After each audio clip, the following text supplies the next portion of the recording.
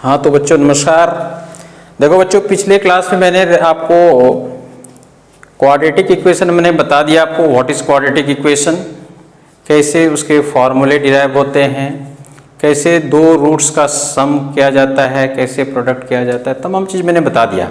और अभी भी यदि किसी बच्चे को डाउट है तो आप एक काम कर सकते हैं, हमारी पुरानी वीडियो को देख सकते हैं। तो चलो अभी मैं आपके 4.1 क्लास 10 4.1 एक्सरसाइज का सेकेंड क्वेश्चन में करा रहा हूं आपको, और सारे क्वेश्चन हम कराएंगे। देखो सवाल कहता है बच्चों, the area of a rectangular plot is 5 to 8 metre square, the length of the plot is 1 metre more than the twice of the breadth. समझना यही है हमको, पहले सवाल को हम समझेंगे उस तभी हम सवाल को कर पाएंगे। और आप लोग बस अपना ध्यान यहाँ पे लगाए रखो, देखना आपको आराम से समझ में आएगा। The area of a rectangular plot, पहले तो समझना है कि ये सवाल किस चैप्टर का है। आपको पेपर में यदि सवाल आता है तो हमें ये पहले देखना है कि भाई ये सवाल किस चैप्टर का है। तो जैसे ही इस टाइप का सवाल आता है आपको find length and breadth of the plot 1 more than, तभी आपको समझ में आ जाना चाहिए ये तो बात इक्वेशन की हो रही है। तो और एरिया की चर्चा हो रही है, और एरिया में स्क्वायर होता है, और तुरंत आपके दिमाग में ये बात हिट होना चाहिए कि भाई क्वाड्रेटिक इक्वेशन में तो डिग्री 2 होता है, हमारा एक्सपोनेंट 2 होता है। तो उसी वक्त आपको दिमाग में आना चाहिए कि ये सवाल तो चैप्टर 4 का है, ये सवाल चैप्टर 4 का और क्वाड्रेटिक इक्वेशन का है। और हमें निकालना क्या है, find the length and breadth of the plot. अब देखो आप अच्छी तरह से मेंसुरेशन पढ़ चुके हो, सरफेस एरिया एंड वॉल्यूम अच्छी तरह से पढ़ चुके हो। अब सरफेस कैसा है हमारा जिसका हमें एरिया निकालना है, वो कैसा सरफेस है, तो वो सरफेस हमारा है रेक्टेंगुलर सरफेस है। ये सरफेस रेक्टेंगुलर है। अब उसमें कहता क्या है, इसका भाई एरिया तो दे दिया है, इस पूरे का एरिया आपको दे दिया है, यानी कि एरिया दिया हुआ है 5 to 8 मीटर स्क्वायर। अब आपको कहता है लेंथ एंड ब्रेड्थ निकालिए। कंडीशन क्या है, कंडीशन देखो कि भाई लेंथ कितना बड़ा है, ब्रेड्थ के दुगुने से भी एक ज्यादा है। कहता है length of the plot is 1 metre more than the twice of the breadth, यानी ब्रेड्थ के दुगुने से 1 मीटर और ज्यादा है, दुगुने से भी 1 मीटर और ज्यादा है। मान लिया जाए आपके पापा का एज हो रहा है 32 साल और आपका एज हो रहा है 10 साल। आपका उम्र है 10 साल, आपके पापा का उम्र है 32 साल। अब तुम देखो क्या ये तिगुने से भी 2 ज्यादा है कि नहीं आपके पापा। उसी प्रकार से सवाल कहता है कि भाई लेंथ जो है ब्रेड्थ के दुगुने से भी 1 मीटर ज्यादा है। अब बताओ यहां पर मुझे मानना क्या पड़ेगा, x तो हमें मानना ही पड़ेगा, सवाल क्वाड्रेटिक इक्वेशन का है। तो अब बताओ तुम ब्रेड्थ को x मानोगे या लेंथ को x मानोगे। मानना आसान क्या रहेगा, मान लेंगे कि भाई ब्रेड्थ कितना है, x है, x यूनिट है। तो लेंथ क्या कहता है सवाल में, लेंथ इसके दुगुने से यानी कि ट्वाइस से 1 ज्यादा है, ट्वाइस से 1 ज्यादा है। अब आप बताओ कि यदि हम सवाल बनाएंगे, जब हम इसका सॉल्यूशन करेंगे, इसका सॉल्व करेंगे, तो अब आप करोगे क्या, सॉल्व में जब भी हम सॉल्यूशन करते हैं तो हमें क्या करना पड़ेगा, हमें मानना क्या पड़ेगा, let breadth of the plot is x unit. कितना मानेंगे, x यूनिट मानेंगे। अब सवाल कहता है अकॉर्डिंग टू क्वेश्चन, सवाल कहता है लेंथ हमारा कितना हो जाएगा, ब्रेड्थ के दुगुने से भी 1 ज्यादा होगा, यानी ब्रेड्थ यदि हमारा x है तो इससे 1 ज्यादा हो जाएगा। बताओ ये सही है या गलत। देख लो, जो भी सवाल कहता है हमें करते जाना है। सवाल कहता है भाई इसके ब्रेड्थ के दुगुने से भी 1 ज्यादा है, तो ये लेंथ हमारा क्या हो गया, लेंथ हमारा हो गया तुम्हारा ब्रेड्थ के दुगुने से 1 ज्यादा, और ब्रेड्थ हमने लिया है x। अब बताओ हमारा ये जो आंसर आया, लेंथ जो आया हमारा 2x + 1 आया या नहीं। अब देखो एरिया का फॉर्मूला आपको पता है, एरिया ऑफ रेक्टेंगल होता है L इंटू बी और L हमारा 2x प्लस 1 है और ब्रेड्थ कितना है हमारा, ब्रेड्थ हमारा तो x है और कहता है एरिया कितना है 5 to 8, यानी एरिया कितना है 5 to 8।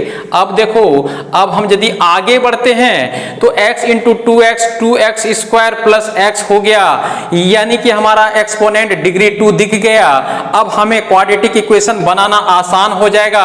आपको पता है क्वाड्रेटिक इक्वेशन इस फॉर्म में होता है। क्या आपको कांस्टेंट टर्म दिख रहा है, क्या आपको ये मिडिल टर्म दिख रहा है, और एक्स स्क्वायर का कोफिशिएंट भी दिया हुआ है, यानी a दिया हुआ है, b नहीं दिया है तो 1 है। चलो अब देखो, इस चीज को हम उधर यदि भेज देंगे तो इधर हमारा 0 हो गया, 2x स्क्वायर प्लस x और ये आकर के 5 to 8 हो गया।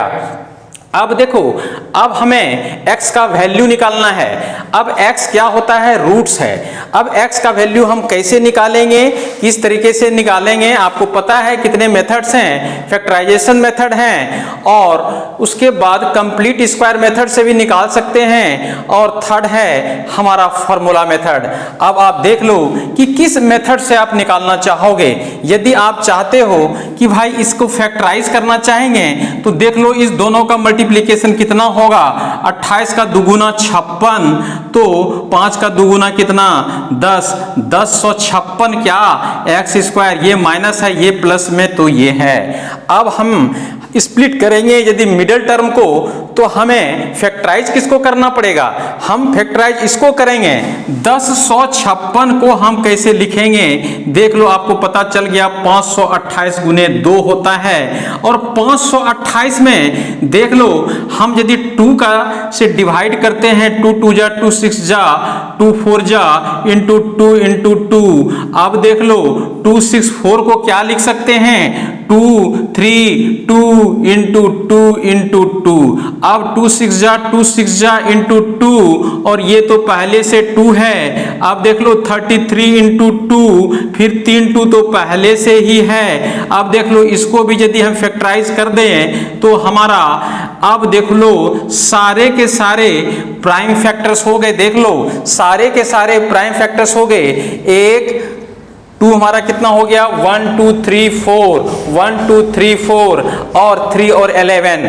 अब हमें यहीं से ढूंढना है, इसको हमें कैसे स्प्लिट करना है, यहीं से लेना है चीजों को। अब देख लो यहाँ पे 3 2 जा 6, 6 2 जा 12, 12 2 जा कितना 12 2 जा 24, 11 3 जा 33। क्या 33 और 24 किसी भी तरीके से 1x बताएगा, 1 नहीं बना सकता। तो हम आगे चलते हैं, 3 2 जा 6, 6 2 जा 12, 12 2 जा 24।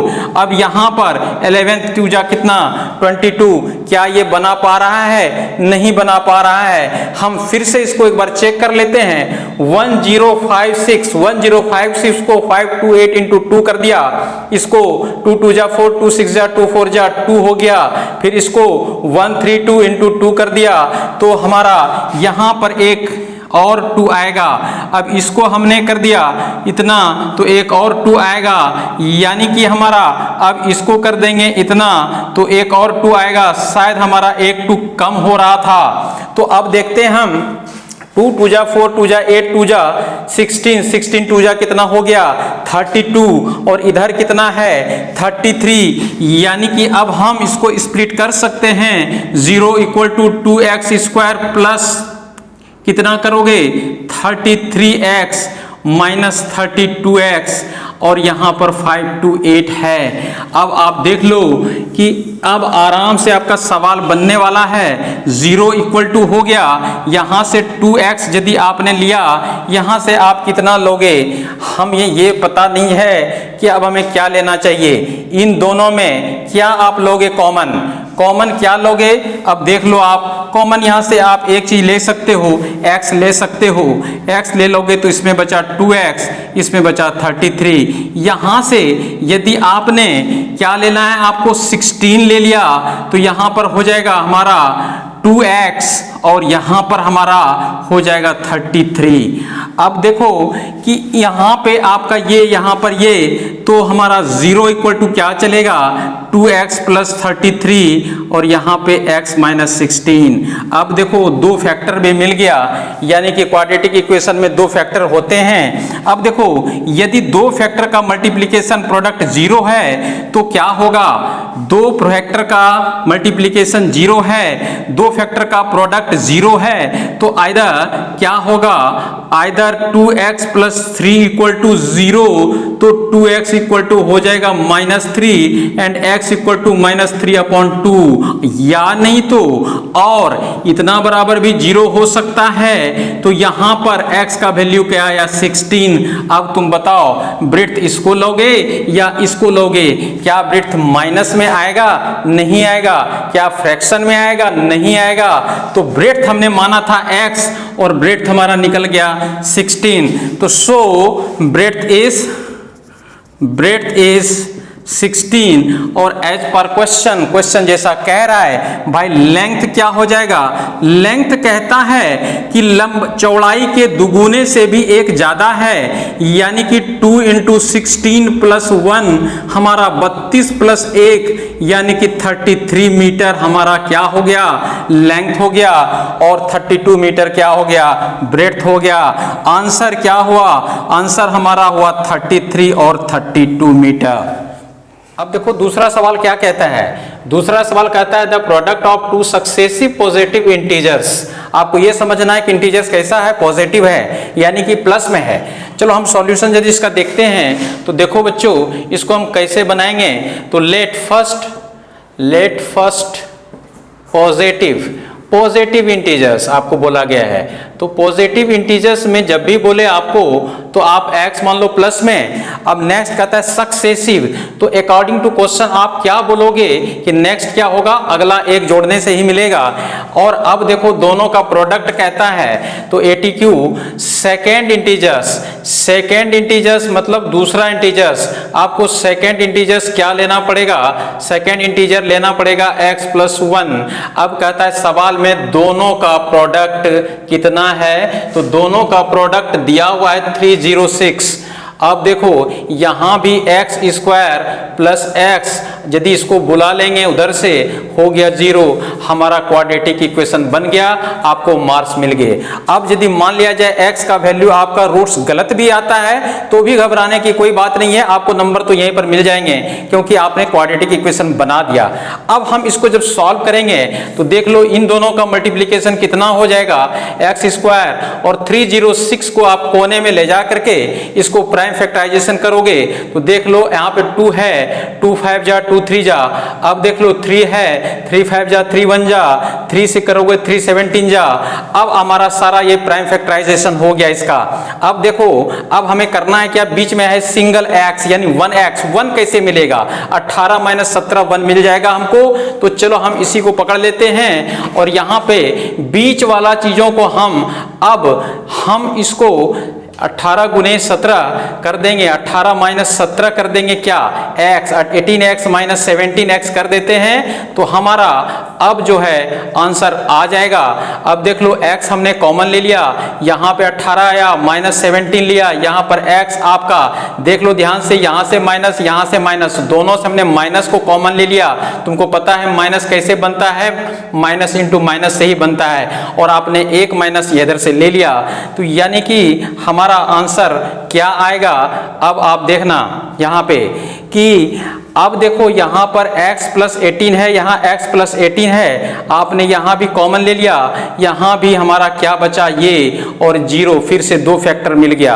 आपको कुछ याद आया होगा कि क्वाड्रेटिक इक्वेशन में जब डिग्री 2 होता है, डिग्री 2 होता है और एक कांस्टेंट टर्म होता है, यदि डिग्री 2 होता है तो रूट्स भी 2 होता है, और रूट्स 2 होता है तो फैक्टर्स भी 2 होता है। अब देखो आंसर कहां से मिलेगा, इससे मिलेगा या इससे मिलेगा, आपको रूट्स निकालना निकालना है x प्लस 18 इक्वल टू 0 यदि लिखेंगे तो x का वैल्यू माइनस 18, और दूसरा यदि x माइनस 17 लिखते हैं तो x इक्वल टू क्या हो गया 17, यानी एक आंसर पॉजिटिव एक आंसर नेगेटिव। और सवाल में कहता है दो सक्सेसिव पॉजिटिव इंटीजर्स है, तो हमारा पहला आंसर क्या आएगा, फर्स्ट इंटीजर जो होगा वो होगा 17 और सेकेंड इंटीजर जो होगा वो होगा 18। चलो बच्चों देखो तीसरा सवाल। थर्ड सवाल कहता है Rohan's mother is 26 years older than him. Rohan की माँ है, एक रोहन है और उसकी माँ है, स्वाभाविक रूप से मम्मी उसकी बड़ी होगी और रोहन्स की मम्मी जो है रोहन से 26 साल बड़ी है।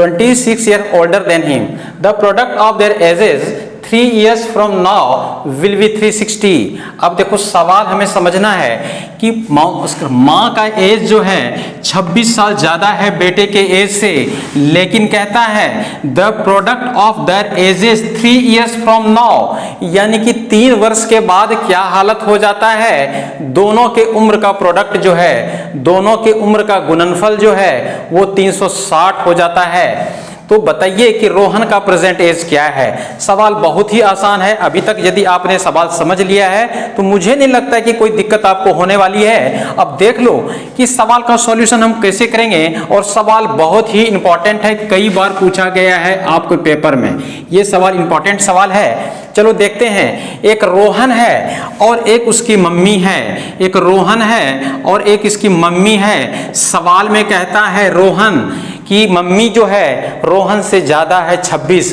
तुम बताओ x मानोगे इसको या इसको, आसान क्या रहेगा, इसको मान लो x, तो मम्मी ज्यादा कितना 26। अब देखो अभी ये हमने प्रेजेंट एज माना है बच्चे, present age let present age of Rohan is x and mummy mother's का कितना है 26 है, x प्लस 26। लेकिन ये तो प्रेजेंट की बात है, सवाल में कहता है 3 years from now। 3 years from now का मतलब हो गया 3 year hence, 3 years later, यानी कि 3 वर्ष के बाद बताओ क्या रोहन का उम्र बढ़ेगा या इसका उम्र बढ़ेगा तो दोनों का उम्र बढ़ेगा। देखो अभी यदि तुम्हारा एज 10 साल है और तुम्हारे पापा का एज 40 साल है, अब तुम बताओ 5 वर्ष के बाद सिर्फ तुम ही बढ़ोगे या तुम्हारे पापा भी बढ़ेंगे, बढ़ेगा तो दोनों बढ़ेगा, यानी कि रोहन का एज हो गया x प्लस 3 और उसकी मम्मी का एज हो गया x प्लस 26। तो पहले से था 26 ज्यादा, अब 3 साल बाद की बात हो रही है तो 3 साल दोनों में बढ़ गया। अब देखो अब इसका एज x प्लस 3 हो गया और इनका एज क्या हो गया x plus 29। But according to question हमें लिखना जरूरी है ATQ, अकॉर्डिंग टू क्वेश्चन। सवाल में कहता है प्रोडक्ट ऑफ देयर एजेस, यानी कि रोहन का एज और उसकी मम्मी का एज दोनों का प्रोडक्ट यदि हम निकालते हैं तो बोलता है कितना है 360। अब तुम देख लो यदि हम इसको क्वाड्रेटिक इक्वेशन बनाएंगे तो हमारा डिग्री 2 आ गया, एक्सपोनेंट 2 हो गया। अब घबराने की कोई बात नहीं है, आपको समझ में आ गया। अब इसकी बारी इससे तो 29x हो जाएगा, 3x यहां से आया और 29 3 जा कितना होता है 87, 29 3 जा कितना होता है 87। अब तुम देख लो और इक्वल टू 360 करना ही करना है हमें। अब यदि हम आगे चलते हैं तो देख लो x स्क्वायर, यहां से यदि हम चलते हैं तो x स्क्वायर दोनों जुड़ करके कितना हो गया 29 प्लस 3 कितना हो गया 32x हो गया और यहां पर 87 हो गया, बराबर हमारा 360 चल रहा है। अब तुम देख लो कि यदि ये x स्क्वायर और ये 32x मिडल टर्म है, अब देखो यहाँ पर कांस्टेंट 87, तो क्या हम इस 360 को यहाँ बुला लें तो इधर 0 हो जाएगा। अब धीरे धीरे हमारा क्वाड्रेटिक इक्वेशन मिलने जा रहा है, बनने जा रहा है, यहाँ पे हमारा कांस्टेंट टर्म भी निकलेगा। अब आप देखिए x स्क्वायर प्लस 32x यहाँ पर आ गया और इसको यदि हम इसमें सब्ट्रैक्ट करेंगे, क्या करेंगे, ये छोटा है ये बड़ा है तो साइन तो माइनस का ही रह जाएगा। यहाँ से 3 चलो और यहाँ पर 7 चलो, ये हमारा 273 डिग्री हो गया। फिर से चेक कर लेते हैं, 10 में 7 गया 3, 15 में 8 गया 7 और इसका 2 हो गया। 273 देख करके आपको कुछ कुछ याद आ रहा होगा। चलो हम पढ़ाएंगे जब थर्मामीटर, तो वहां पर हम देखेंगे केल्विन का लोअर फिक्स पॉइंट कितना है 273 और अपर 373। ये हम 273 देख के हमको कुछ केल्विन स्केल याद आ रहा होगा। चलो ये फिजिक्स की बातें हैं, हम बाद में करेंगे। चलो बच्चों अब हम क्या करेंगे, यहां पर हमारा 32 है, यहां पर 273 है। देख लो तुम यूनिट प्लेस पे क्या है 3 है और सारा कुछ तुम्हें दिख गया 27 है 3 है, यानी कि हम कह सकते हैं ये 3 का मल्टीपल है। 3 का मल्टीपल है यानी कि 273 को यदि हम फैक्टराइज करते हैं तो 3 9 जा 3 1 जा यानी कि 91 3 जा कितना हो जाएगा 273।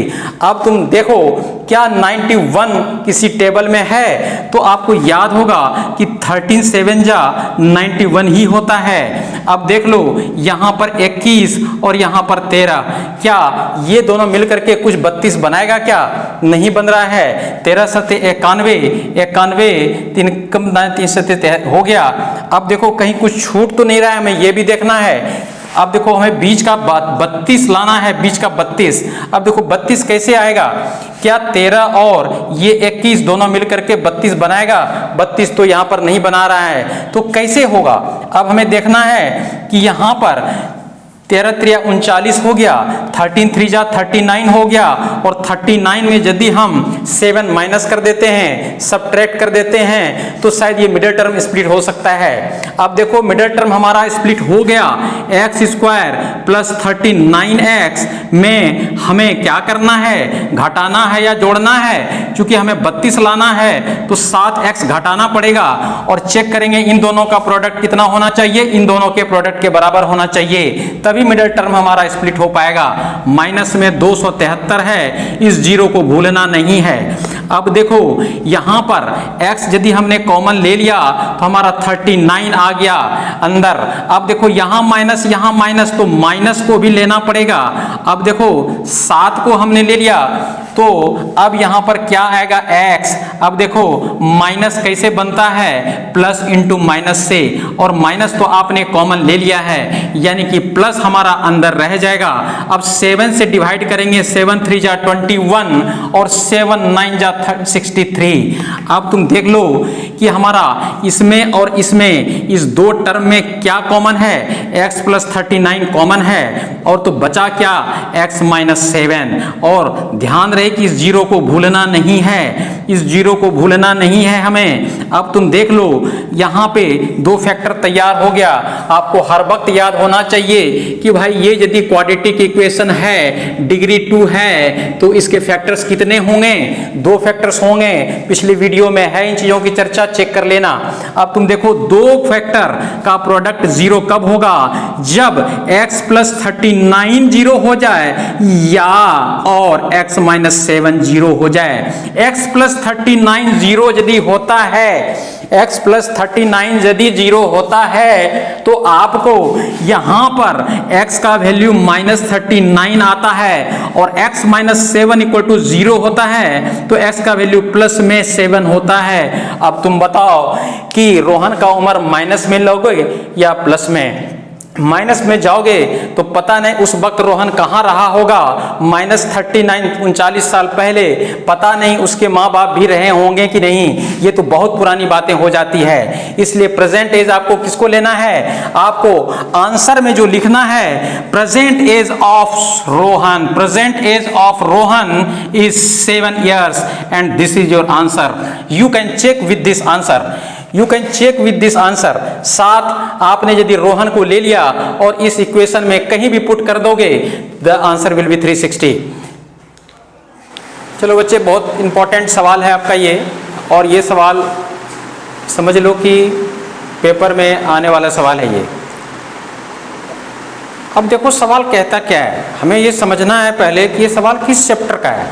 यदि आपको ये समझ में आ गया कि ये सवाल जो है क्वाड्रेटिक इक्वेशन का है, ये सवाल अरिथमेटिकल प्रोग्रेशन का है, ये सवाल 6 चैप्टर का है, सिमिलरिटी का है, यदि आपको ये समझ में आ जाए कि ये सवाल है 4 चैप्टर का, तभी आप बना पाओगे। देखो सवाल क्या कहता है, कोई ट्रेन की चर्चा हुई है। अब देखो एक ट्रेन जो है वो 480 किलोमीटर की दूरी को एक समान गति से तय करता है।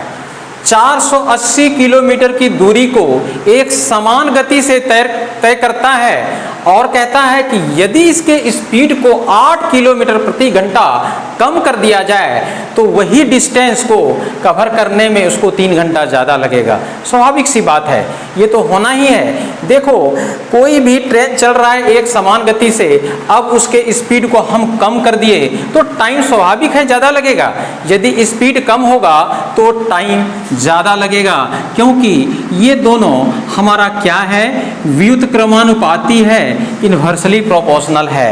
यदि हमारा स्पीड बढ़ता है तो टाइम कमता है, टाइम कम लग रहा है तो इसका मतलब स्पीड ज़्यादा है, तो ये तो होना ही है। तो चलो हम एक ये देख लो, यही डिस्टेंस हमने माना कि यही डिस्टेंस है और इस डिस्टेंस को हम 480 किलोमीटर मान लिए। अब देखो कोई भी ट्रेन है, मान लिया जाए ये ट्रेन पहले जो चल रहा था x किलोमीटर पर आवर के रफ्तार से चल रहा था, यही डिस्टेंस, इसी डिस्टेंस को वो जितना भी टाइम में तय कर रहा था, अब उसी डिस्टेंस को, अब देखो फिर से हमने यही डिस्टेंस लिया, यही सेम डिस्टेंस लिया, लेकिन इस बार इसी ट्रेन का स्पीड क्या कर दिया, 8 किलोमीटर प्रति घंटा कम कर दिया। अब तुम बताओ कि यहाँ पर ज़्यादा टाइम लगेगा या यहाँ पर ज़्यादा टाइम लगेगा? टाइम ज़्यादा यहाँ लगेगा। यहाँ पर कितना टाइम लगा आप देख लो। यदि हम टाइम निकालते हैं तो डिस्टेंस अपॉन स्पीड होता है और डिस्टेंस हमारा 480 है और स्पीड हमारा x है, यानी कि यहाँ पर t1 यदि लेते हैं 480 अपॉन x हो गया। ये हमारा टाइम पहले लग रहा था। अब टाइम का क्या हालत है, यहाँ यदि हम टाइम लेते हैं तो यही डिस्टेंस अपॉन स्पीड होगा और डिस्टेंस तो कांस्टेंट है, फिक्स है। अब देखो यहाँ पर जो स्पीड है ये है, यानी कि टाइम 2 हमारा क्या हो गया 480 अपॉन x माइनस 8। यदि पेपर में हम क्वेश्चन को सॉल्व करेंगे तो हम मानना पड़ेगा let the uniform speed of the train is x kilometre per hour. अब अकॉर्डिंग टू क्वेश्चन जैसे कहता है कि बाद में ट्रेन के स्पीड को 8 किलोमीटर प्रति घंटा कम कर दिया गया है, यानी कि बाद में स्पीड ये हो गया, लेकिन हमारा डिस्टेंस कहता है फिक्स है। अब देखो पहले टाइम इतना लग रहा था और अब टाइम इतना लग रहा है। अब तुमको समझ में आ गया होगा कि भैया यहाँ पे स्पीड यदि कम है तो हमारा टाइम ज़्यादा लगेगा, यानी कि ये जो है ये इससे बड़ा है, यानी T2 जो है ज़्यादा टाइम लग रहा है T1 से। तो बताओ T2 में यदि हमने T1 घटा दिया, अब सवाल में कहता है कितना ज़्यादा लग रहा था, तो 3 घंटा ज़्यादा लग रहा था। सवाल में कहता है कि 3 घंटा ज़्यादा लग रहा था। T2 हमारा है 480 अपॉन x माइनस 8, T1 है 480 अपॉन x इक्वल टू 3। अब देख लो यदि 480 को हमने कॉमन ले लिया तो क्या x माइनस 8 तो होगा ही, यहाँ पर ये हो जाएगा और यहाँ पर क्या 3 1 जा 3, 3 6 जा क्या 160 हो सकता है कि नहीं। अब देखिए ये इसका प्रोडक्ट है, ये इसका फैक्टर है, तो क्या हम ऐसा तो लिख सकते हैं, आपको समझ में आ रहा होगा। इधर कट के 1 रह गया तो इतना बराबर क्या होगा, ये इसके नीचे आ जाएगा। अब हम आगे की कार्रवाई रखते हैं। अब देखो यहाँ पर क्या कर रहा है, हमें क्या करना है, इस दोनों का एलसीएम यदि हम लेंगे तो क्या x माइनस 8 होगा या नहीं, बोलो। अब देखो इससे डिवाइड करेंगे तो ये खत्म होगा, ये बचेगा x इंटू 1 x। अब देखो यहाँ पर माइनस है, x -8 से इसमें डिवाइड करेंगे तो क्या बचेगा, x का मल्टीप्लिकेशन इधर यहाँ पे। तो अब देखो यहाँ से हमने दिया ये, लेकिन यदि इसकी बारी आएगी तो माइनस है बीच में, तो माइनस में x -8 होगा और यहाँ पर 1/160 तो चलेगा ही चलेगा। शायद आपको यहाँ तक तो समझ में आ गया है। यहाँ तक यदि चीज़ आपको समझ में आ गया तो अब आसान है करना, क्योंकि थोड़ी ही देर में हमारा क्वाड्रेटिक इक्वेशन बनने वाला है और जैसे ही क्वाड्रेटिक इक्वेशन बनेगा आप नंबर के हकदार हो जाएंगे। बेशक रूट्स निकले या ना निकले, आंसर आए या ना आए, आपको कुछ न कुछ नंबर मिलना ही मिलना है पेपर में। First of all you have to make quadratic equation. अब देखो यहाँ पे हम यदि आगे चलते हैं तो देखो यहाँ पे हालत क्या है। यहाँ पे यदि हम ब्रैकेट को हटाएंगे तो यहाँ पे -x आएगा और माइनस माइनस प्लस होकर के ये हालत होगा। यहाँ पर मल्टीप्लाई करेंगे तो ये होना ही होना है, and this is equal to 1/60। अब देखो यहाँ पे ये दोनों खत्म हो गया तो यहाँ पर 8 बचा, यहाँ पे x² - 8x इक्वल टू 1/160। अब यहाँ पे क्रॉस मल्टीप्लिकेशन यदि होता है तो x² - 8x इक्वल टू इसका मल्टीप्लिकेशन इससे, तो ये हो जाएगा आपको 1280। अब देखो अब हमें उसको यदि बुलाएंगे, जैसे ही मैंने बुलाया हमें कांस्टेंट टर्म मिल गया c। Now it is quadratic equation. आपको यहाँ तक पहुँचते ही टीचर का पेन चल जाएगा और आपको कुछ न कुछ नंबर वो दे दिया।